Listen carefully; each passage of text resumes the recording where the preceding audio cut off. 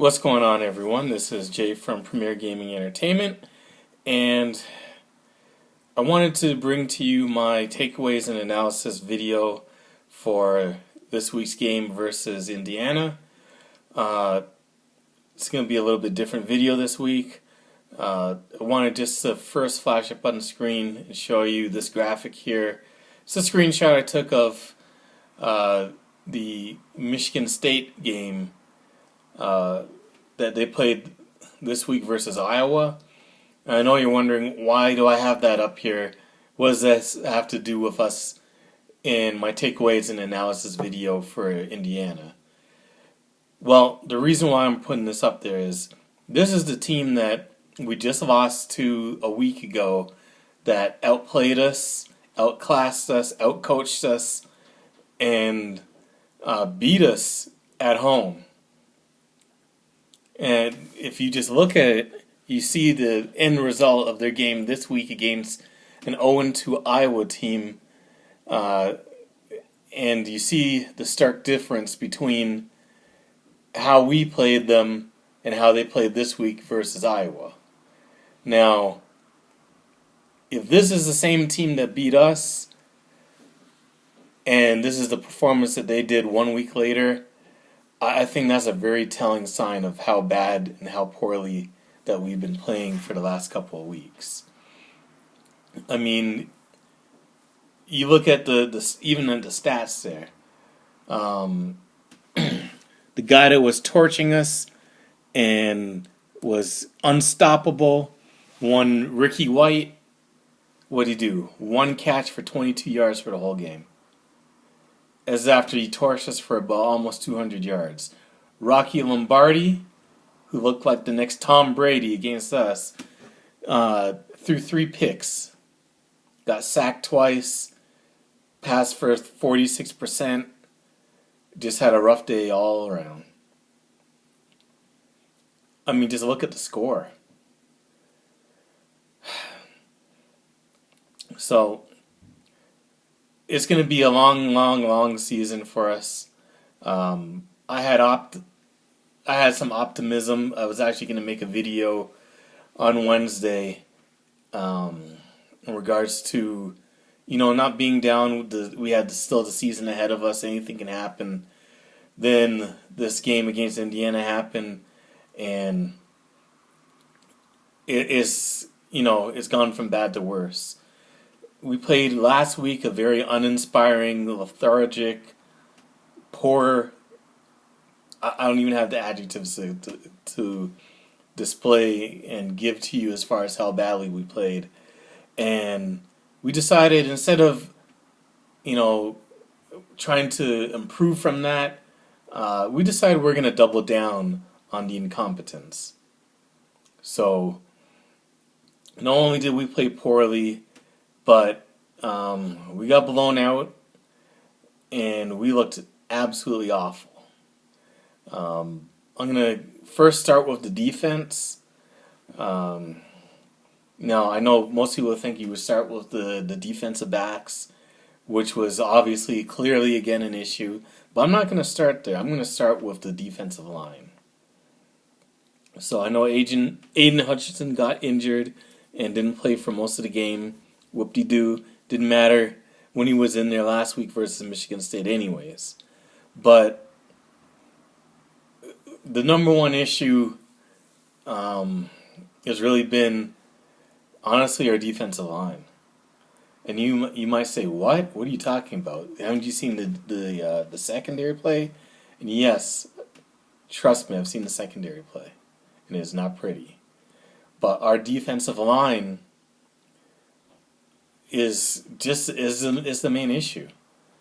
I had said since the onset, since the beginning of the season, that it's going to make or break our season, because if these guys do not get any type of pressure, it's going to leave this secondary, which I knew was going to be a struggle. It's going to leave them on islands because of how Don Brown likes to play his stubborn defense, and we're going to get torched.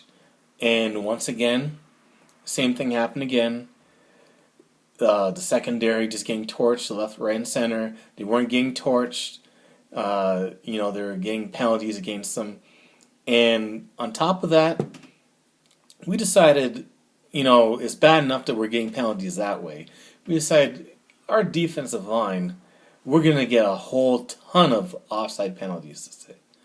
We did it last week, but this week we decided we're going to increase it twofold. I don't know how many penalties we had from offsides. I stopped counting after a while.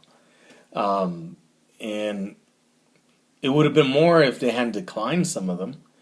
First two touchdowns that Indiana scored were free plays because they decided they were going to go offsides. And it's not just it was one guy, it was everybody. There was times where it was like the whole line jumped offsides. Now, what are you doing? What are you looking at? You're supposed to go by not trying to time it. You're not supposed to go by waiting for the clap, which is supposed to be something that teams usually do in order to coordinate, when to snap the ball, especially if you're on the road. You're supposed to go by watching the football and watching when it gets snapped to know when to rush the quarterback. These guys are not doing that. Now, I know part of this is because they feel the pressure of trying to get to the quarterback because they know how bad the secondary is. But, Jesus, I mean, after about the fourth or fifth offside, you think that you would make an adjustment for it. They did get better in the second half with it, but it was just ridiculous to see that happen over and over and over and over again. It's like you don't learn from any of your mistakes. And it makes you wonder what is going on where these guys are not learning from their mistakes. The secondary, well, how much more is there to say about the secondary? Once again, the struggle is real. They played awful again. If they weren't getting beat, they were getting a penalty for either pass interference or holding, and it's just an ongoing thing. Vincent Gray did play a little bit better this week, but all in all, Indiana was still able to pretty much do whatever they wanted to do. It seems like, as is now, any offense that's struggling or any quarterback that needs to, stack their numbers, all you got to do is just come and play Michigan, and you'll have a career day. Just ask Rocky Lombardi, ask Michael Penix Jr., who went for 342 and 3 touchdowns, no picks, no sacks. To be honest with you, he probably could have gone for at least 400 and something if they weren't so far ahead.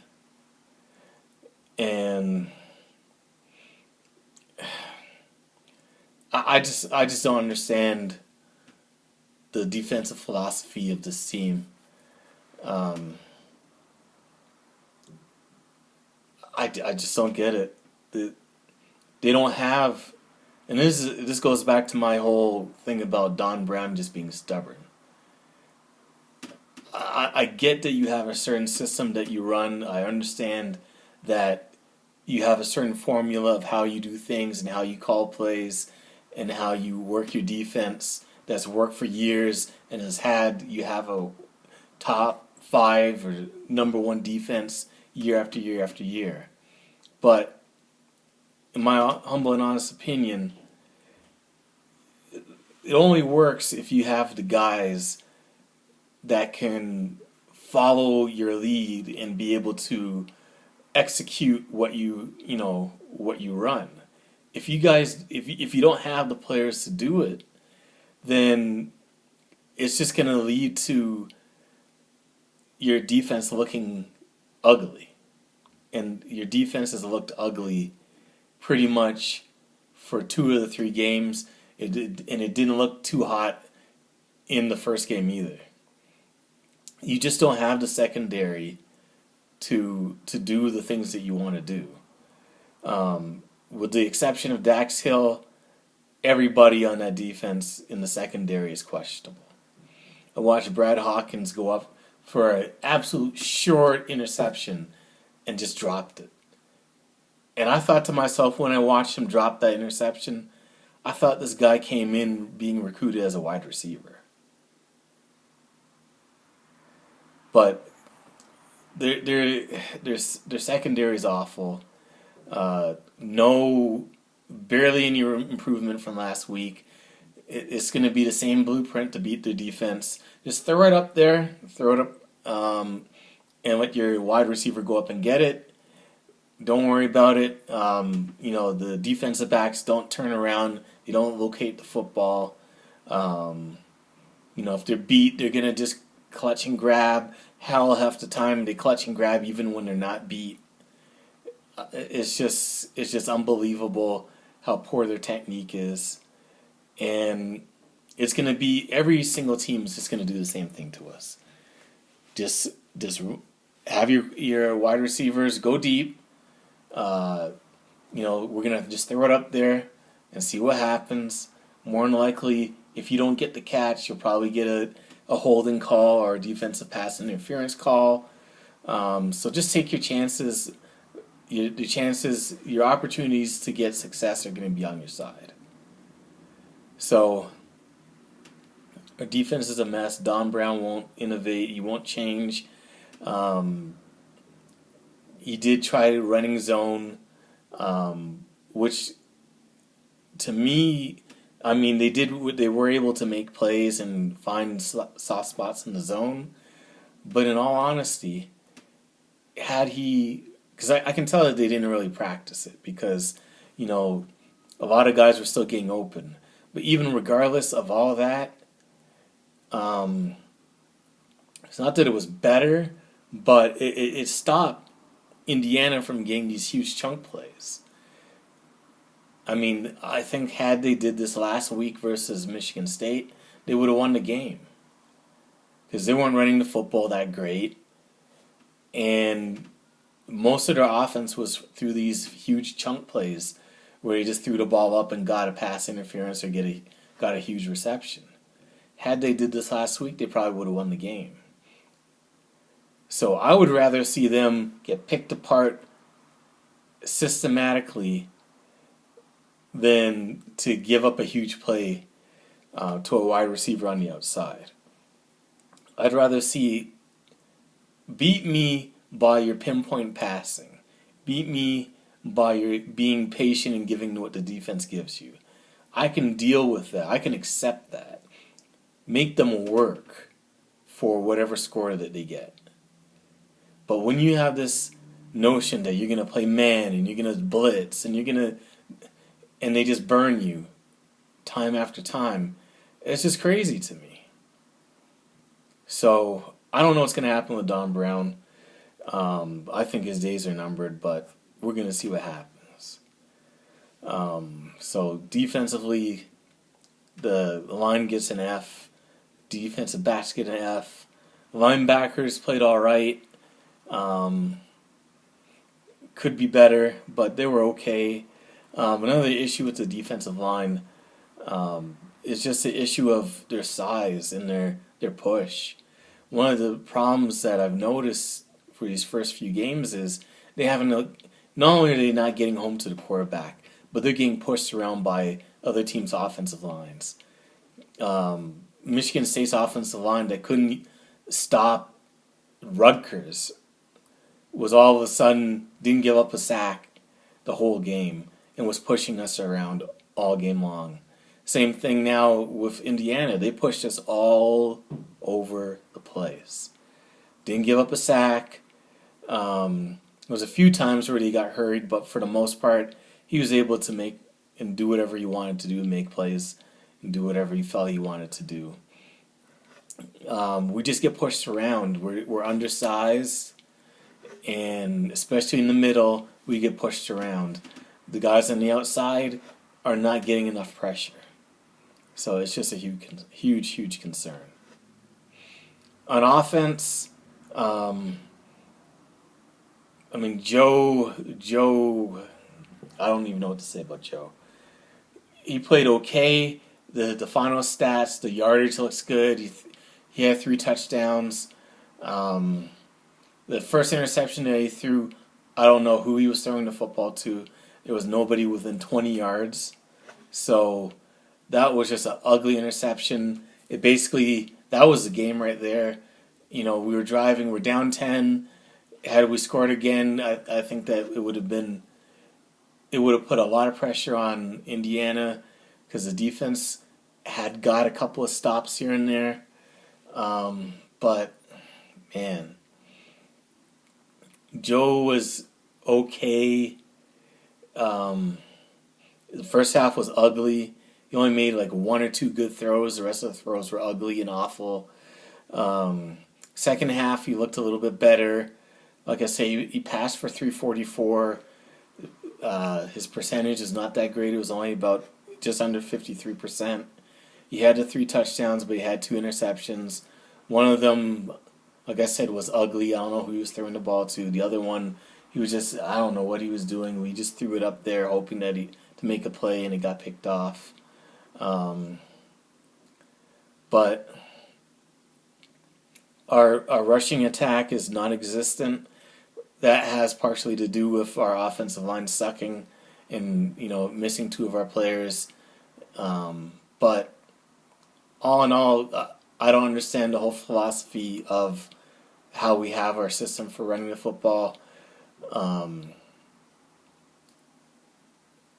This whole notion of by committee, I don't know how it's going to work. It doesn't seem to be working so far. How do you got a guy like Zach Charbonnet, who was your leading rusher last year, only have 1 rush for 4 yards for the whole game? 1 attempt. Your leading rusher is Hassan Haskins, 6 rushes for 19 yards. Our rushing attack is god-awful. This whole spreading the ball around to 4 different guys makes no sense.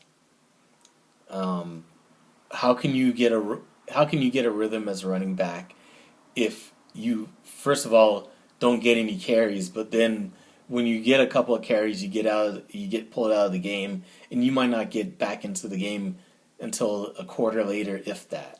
How do you have 1 carry for 4 yards? And most people think that you're the number 1 back on the team. It's just not making any sense to me. On the other side of football, Stevie Scott had 24 rushes for 97 yards and 2 touchdowns. This whole spreading the ball around, it's not working. They need to cut back on that. Use who they're going to use as the number 1 featured back. Have 1 guy as his backup. Maybe have Chris Evans as your 3rd down back. But I don't know what they're doing. Same thing on offense for their wide receivers. They got all these guys spread around, but guys are not, except for Ronnie Bell, who's making plays. Eric All dropping the football as usual. They spread the ball around, but no one is really the number 1 guy. Maybe it is Ronnie Bell. I don't know. He seemed like the only guy out there that was playing with any type of passion at all. He's been the most consistent guy. Him and Roman Wilson have been the most consistent of the wide receivers. But it's just unbelievable to me. We're in year 6 of Harbaugh, and it seems like the team is going backwards. So I don't know if he's lost the team. I remember how happy I was when he got hired. I remember seeing the results right away. I saw a team come in that underachieved in the last year. Brady Hoke go from a team that was just playing terrible to a team that looked like they would run through a brick wall for Harbaugh. Now it doesn't look like they'd run through a sheet of toilet paper. So I don't know if the team has quit or if they just quit on Harbaugh as a coach, if they've just quit on the year. But this team is looking worse and worse every single week. I'm scared to see what's going to happen versus Ohio State at the end of the year. I know they had that quote from Ryan Day where he's talking about, putting up 100, dropping 100 on us. I mean, they might drop 100 on us by accident. So, I don't know what to say. I don't know what to do. I'm going to continue making these videos, giving my opinion. I'm not going to stop doing that just because we suck. But we really do suck right now. This is by far the worst I've seen a team under Harbaugh. This is the worst team, the worst effort. They have just completely regressed, and I don't know what's going to happen going forward.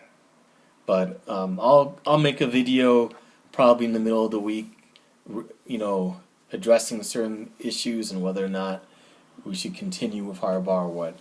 I'll make that video probably Tuesday or Wednesday of this week. Anyways, that's it for the video. Thank you for watching. If you enjoyed the video, definitely leave a like on the video. It definitely helps my channel. Leave me a comment in the comment section below if you got this far. Let me know how you felt about this quote-unquote effort from Michigan this week. Let me know if you feel as though the team has quit on Harbaugh, if they just quit in general. And if you enjoy my content, definitely subscribe to the channel. And I'll talk with everybody later.